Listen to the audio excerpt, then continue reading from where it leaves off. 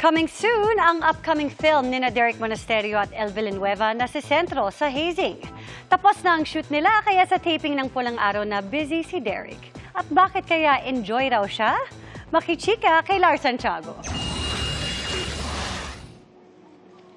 Tapos na nina Sparkle Stars Derek Monasterio at El Villanueva ang shooting para sa pelikulang tumalakay sa isang sensitibong usapin, ang hazing.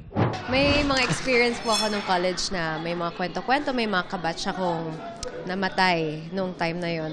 So, para mapunta sa gantong klaseng storya na yung love of my life is na-hazing.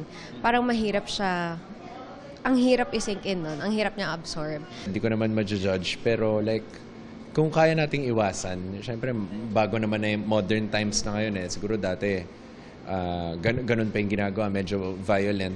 Kasi hindi naman pain and suffering ang, ang magpo-prove ng worth mo sa isang tao. Bukod kina Derek at El, kasama rin sa cast ang iba pang Sparkle artist, katulad ni Neil Ryan Sese at John Lucas. Nagtutuksuhan nga raw sa set na pagkatapos pahirapan ni John si Ruru Madrid sa Black Rider. Si Derek naman ang pinagbalingan niya ng galit. Nakakatuwa, nagkakaroon po tayo ng mga ganitong pagkakataon na maka-work po natin yung mga talagang leading man ng GMA. Ako, isang karangalan po yun para sa akin na maka-work sila. Samantala, sobrang na-enjoy naman ni Derek ang special participation niya sa GMA Prime series na Pulang Araw.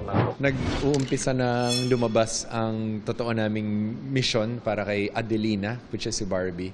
At kami ni Seth yung parang sa kanya, nag-guide sa kanya na gawin tong mission na to. So, papunta na sa peak ng character namin. Isa pang na-enjoy ni Derek ay ang pakikipagtrabaho niya kay David Licauco na matagal na niyang best friend.